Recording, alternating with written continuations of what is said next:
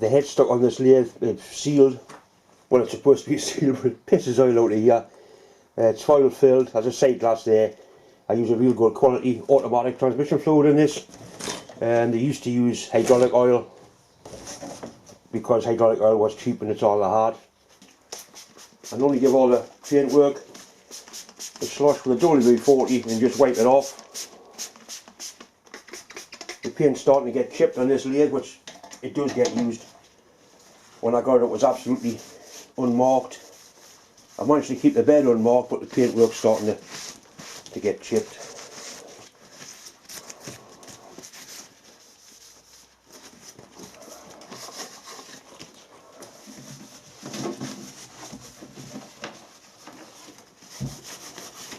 Anyway, I'm sure you get the idea.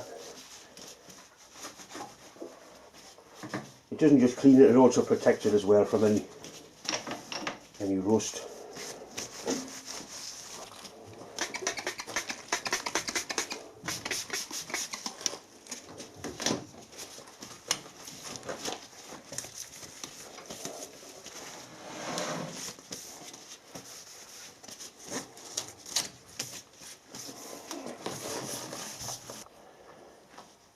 Right, as far as lubrication, there's nipples all over the lathe. There's quite a few of them. A friend of mine had bought a lathe similar to this, and you couldn't turn any of the handles. It was all stiff and horrible, and somebody had actually greased this with car chassis grease. It's not meant for grease, they're meant for oil. I've got some proper wheel oil in here. I used 1040 car oil for years, but I did get some oil given. So all these points get oil. There is 2 grease nipples on this lathe, and they're on the motor, down the back of the lathe. So all it takes, a little grease gun like this, little pump, and you can feel the oil going in.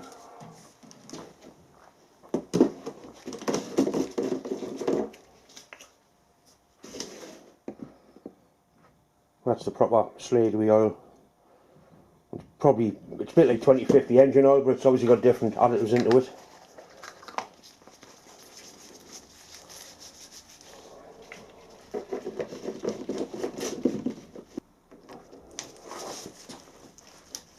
Right, you see the oil starting to come out of the ends of there. It's also washing out any shite that's in there. Better.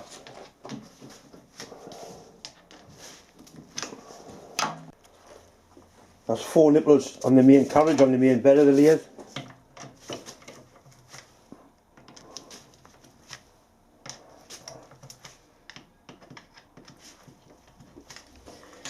Just rewind it back and forward. You can see up here, it's actually washed crap out from underneath the bed. See how it's dirty? We'll clean that off.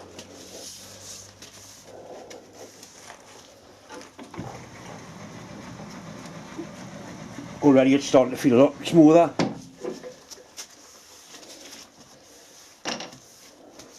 Once again, same 4 nipples.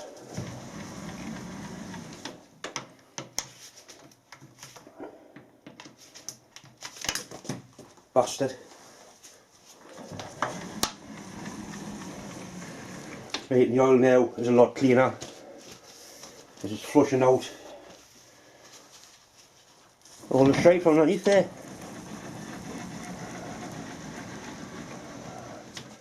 See how much better that is now. Once more.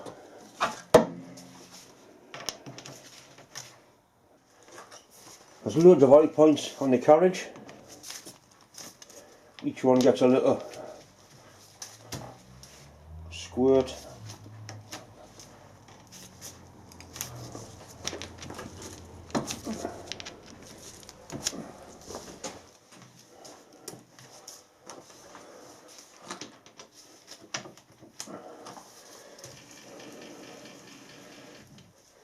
There's one into here I can't get to, which oils that feed screw.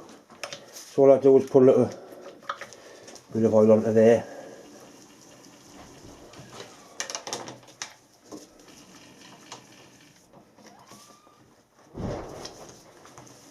I'll do this possibly once a month, give the lathe a thorough cleaning,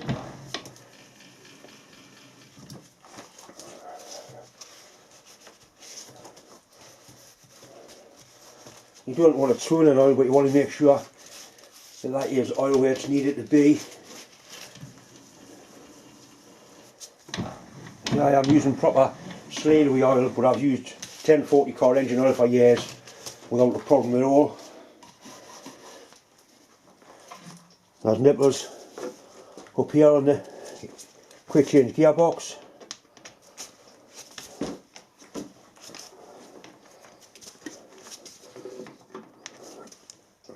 And there's one hidden one.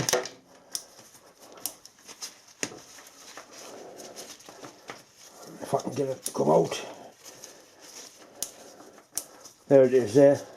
The hidden one in there.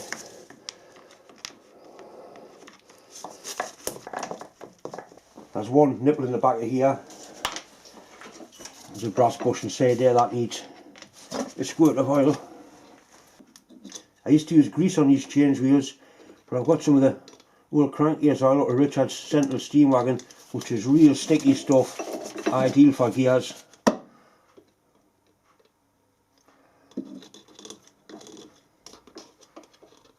There's a little tumbler reverse gear in there as well, that wants some. And that's basically everything lubed up. I'm coming to put the chuck back on. You must make sure that nothing's in here.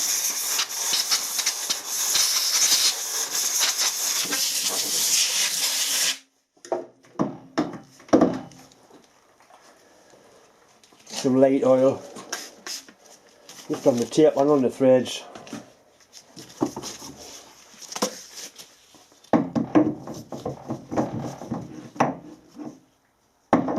Slides onto its keyway.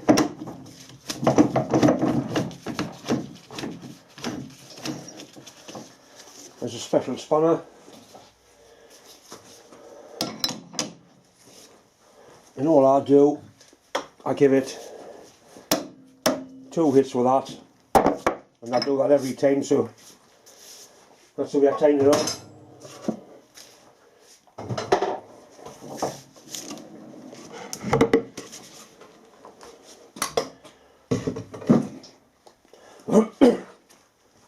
This chuck is bolted onto that back plate. It's got a register in there which is slack. It's got about every 10th of movement all round, so I can put something here of a specific size, loosen those off and clock that in by tapping the chuck. But basically for normal run-of-the-mill work, you put something in there, it's within 2 or 3 thou, which is as good as you can expect for a cheap self-centering chuck.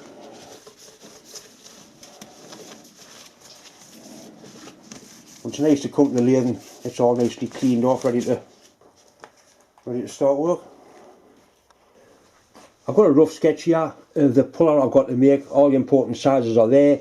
It's basically a piece of bar with a 40x1mm thread on that screws into the flywheel, and on the end of that it's got a hole which is tapped 12x175 for a bolt to go in to push the flywheel off.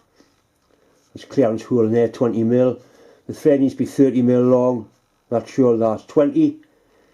Big diameter, that's 50. I've got some 50mm mild steel bar offcuts. I'm sure I'll be able to get it out of there.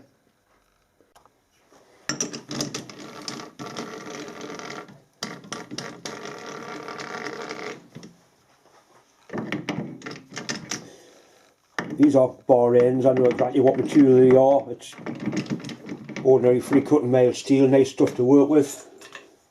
A friend of mine works in a machine shop and he keeps them for us.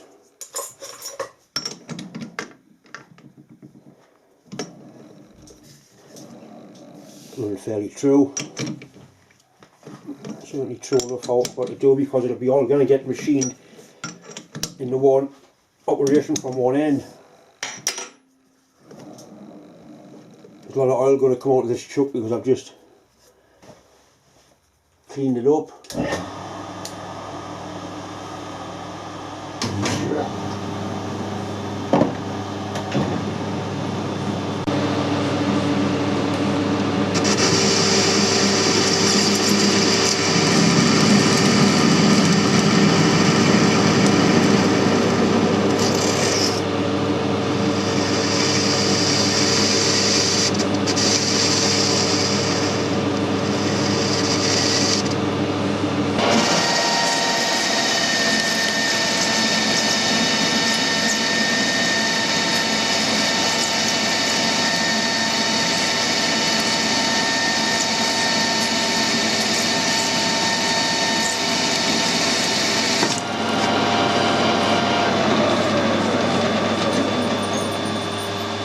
cheap and cherry Bango tooling's doing alright.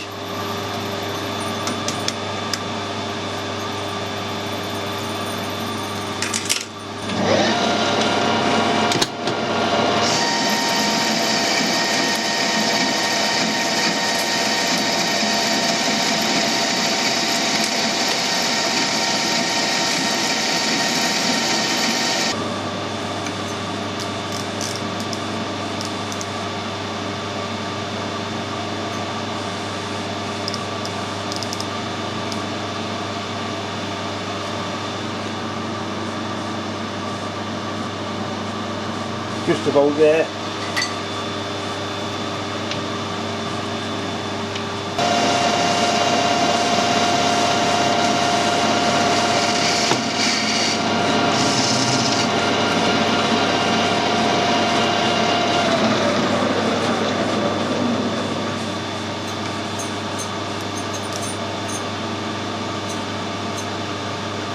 Right, that's dead on, 40 mil.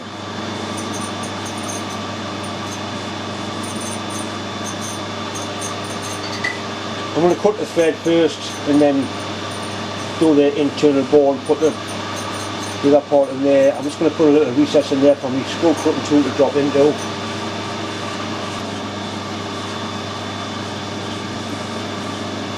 Just use the end of the bar to make sure the parting tool's square.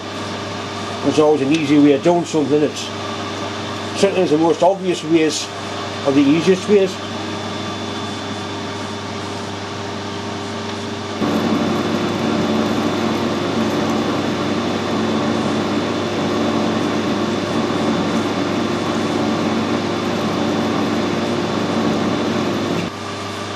Going to chamfer these two edges before we do the screw cutting.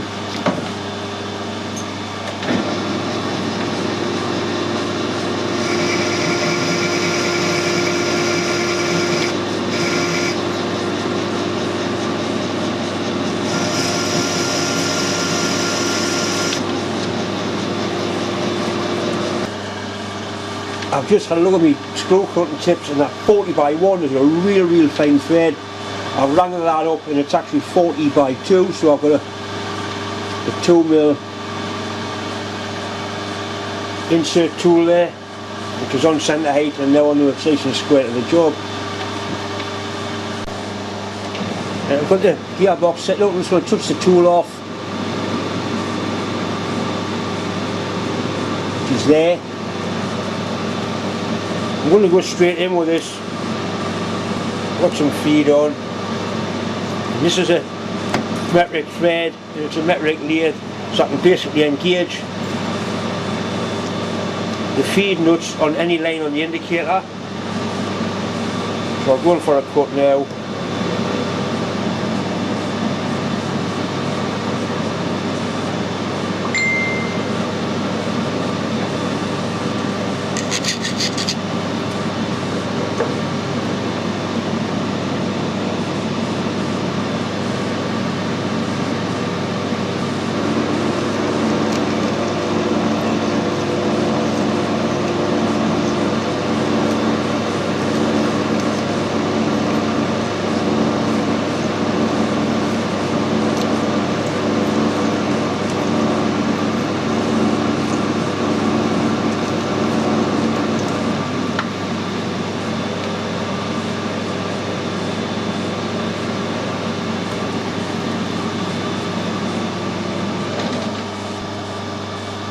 I've got the 2mm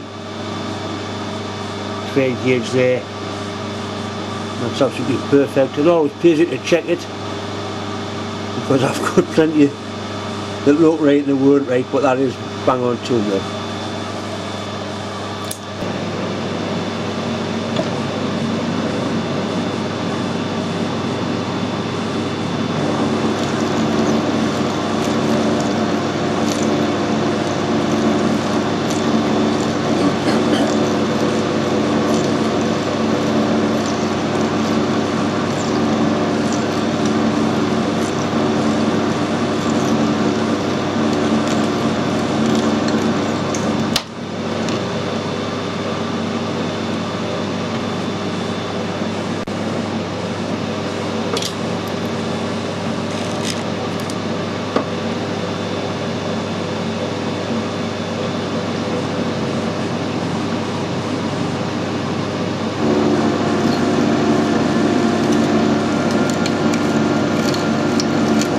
thread's fully formed when the flat part on each side of the pointy part of the tool touches the crown of the thread.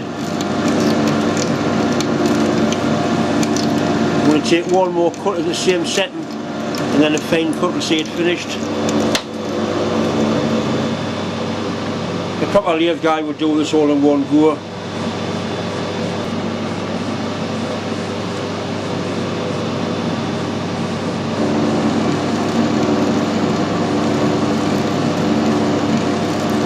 So that's the same setting, so it's obviously the spring and the hole and the tool and everything.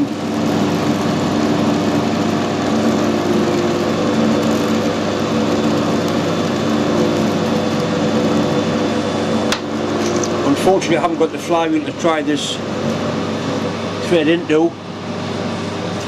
I'll do one more in the same setting.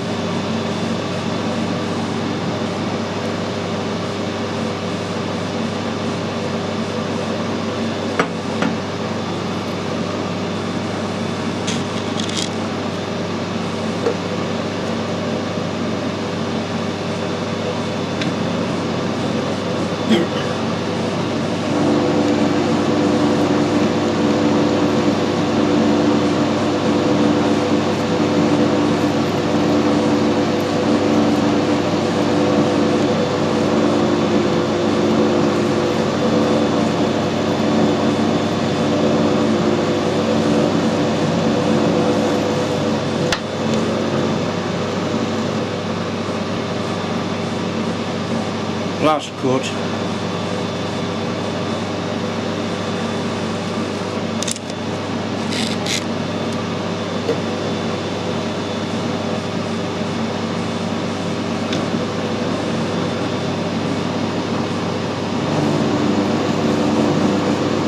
Right, and that's just wisping the top of the threads. That's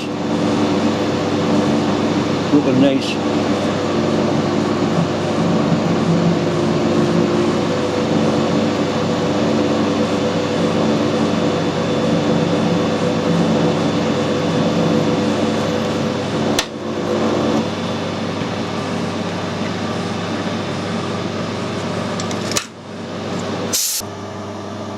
Quite happy with that. Like I say, I haven't got the heat to screw into, but it is a 40 by 2mm thread, so it should go in. If anything, it'll be slightly on the slack side. Better than get it in as not get it in. Once again, it's just time to say thanks for watching, thanks for subscribing, and as always, a massive thanks for all the well wishes. And please look after yourselves, and I'll see you next week. Thanks for watching.